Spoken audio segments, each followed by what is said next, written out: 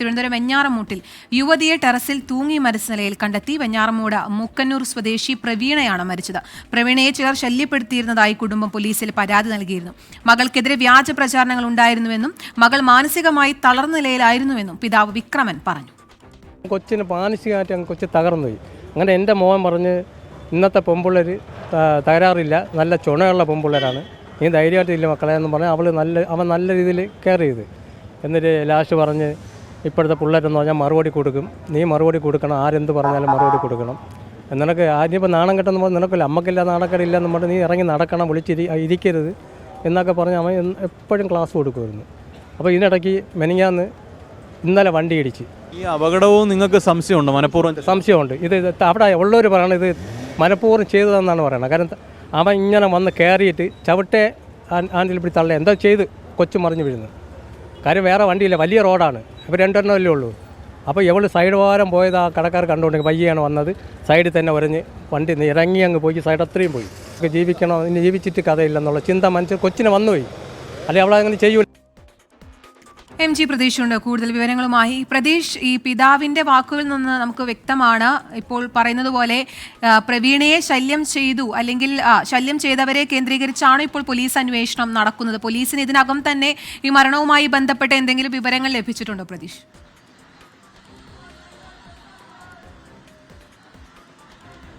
കീർത്തന, ഇന്ന് രാവിലെയാണ് തിരുവനന്തപുരം വെഞ്ഞാറമൂട് സ്വദേശിയായ പ്രവീണ, 33 വയസ്സാണ് പ്രായം, ഈ വീട്ടിന്റെ ടെറസിന് മുകളിൽ മരിച്ച നിലയിൽ കണ്ടെത്തുന്നത്. ഈ തൂങ്ങി മരിച്ച നിലയിലായിരുന്നു ഉണ്ടായിരുന്നത്. തുടർന്ന് ഈ പിതാവും ഈ പ്രവീണയുടെ കുട്ടിയും മാത്രമാണ് ആ വീട്ടിലുണ്ടായിരുന്നത്. ഭർത്താവ് വിദേശത്താണ്.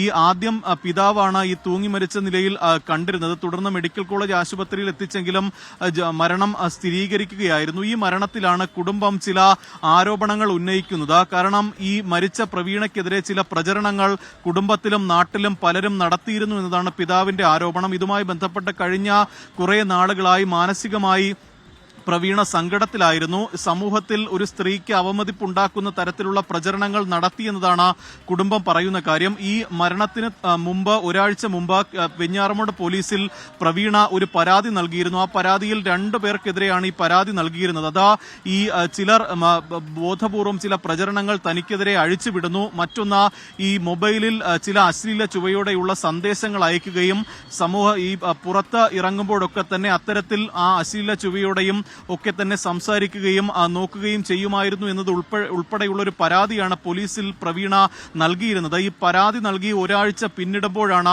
പ്രവീണയുടെ മരണം സംഭവിക്കുന്നത്. മറ്റൊരു കാര്യം കൂടി കുടുംബം പറയുന്നുണ്ട്. അതായത് ഇന്ന് രാവിലെയാണ് പ്രവീണയെ മരിച്ച നിലയിൽ കണ്ടെത്തുന്നത്. ഇന്നലെ പ്രവീണയ്ക്ക് ഒരു അപകടവും സംഭവിച്ചിരുന്നു. അതാ ഈ കുട്ടിയെ ട്യൂഷന് കൊണ്ടാക്കിയതിനു ശേഷം തിരികെ വീട്ടിലേക്ക് സ്കൂട്ടറിൽ വരുന്ന വഴിക്ക് അജ്ഞാത വാഹനം പ്രവീണയെ ഇടിച്ചിരുന്നു. ഈ അപകടത്തിൽ സാരമായി തന്നെ പ്രവീണയ്ക്ക് പരിക്കേറ്റ് ആശുപത്രിയിൽ ചികിത്സ തേടിയ ശേഷമാണ് പ്രവീണ വീട്ടിലെത്തിയത്.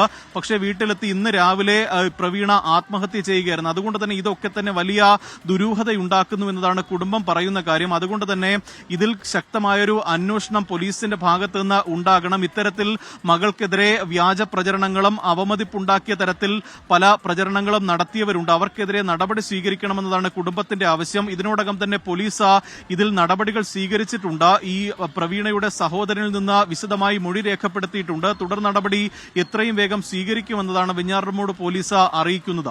കീർത്തന. ശരി, MG പ്രതീഷാണ് വിവരങ്ങൾ നൽകിയത്. എന്തായാലും പ്രവീണയുടെ മരണത്തിൽ ദുരൂഹത എന്നാണ് ഇപ്പോൾ കുടുംബം ആരോപിക്കുന്നത്. കുറച്ചുപേർ അവരെ ശല്യപ്പെടുത്തിയിരുന്നു. പക്ഷെ ആ പിതാവ് അതിനിടയിൽ പറയുന്നുണ്ടായിരുന്നു, ധൈര്യമായിരിക്കും മകളെ, ധൈര്യമായിരിക്കും, പകരുന്ന ഒരു അച്ഛനുണ്ട്. എന്നിട്ടും ഇത് സംഭവിച്ചു. ആത്മഹത്യ ഒന്നിനും ഒരു പരിഹാരമല്ല, അത് നമ്മൾ പ്രത്യേകം എടുത്തു പറയുന്നു. പക്ഷെ ഒരു കാര്യമുണ്ട്, കൂടുതൽ കൂടുതൽ കരുത്തരാകുക എന്നുള്ളത് തന്നെ. ഇപ്പോഴത്തെ ഒരു പുതിയ തലമുറയിൽ നമ്മൾ കാണുമ്പോൾ ന്യൂക്ലിയർ ഫാമിലിയാണ്, ഒരു മകൾ അല്ലെങ്കിൽ ഒരു മകനൊക്കെ ഉള്ള ഒരു കുടുംബത്തിൽ. അപ്പോൾ നോ ആരെങ്കിലും പറഞ്ഞാൽ, ഒരു ഡിനയലൊക്കെ പറഞ്ഞാൽ, ഇതുപോലെ അപമാനിച്ചാലൊക്കെ വല്ലാതെ തളർന്നു പോകുന്നുണ്ട്. തളർന്നു പോകരുത്. നമുക്കിനിയും മുന്നോട്ട് ഒരുപാട് ജീവിതം കിടക്കുന്നുണ്ട്. അത് ഓർമ്മപ്പെടുത്തുക. ആത്മഹത്യയിലേക്ക് പോകാൻ എളുപ്പമാണ്, പക്ഷെ അതിൽ നിന്ന് അതിജീവിച്ച് കാണിച്ചത് ഇങ്ങനെ നിൽക്കാൻ വേണ്ടിയിട്ട് എല്ലാവർക്കും കഴിയണം. അങ്ങനെ കഴിയുന്നില്ലെങ്കിൽ അത് കൗൺസിലറുടെ അടക്കമല്ലേ അത്തരത്തിൽ ഒരു സഹായം തേടണം എന്നുള്ളതാണ്.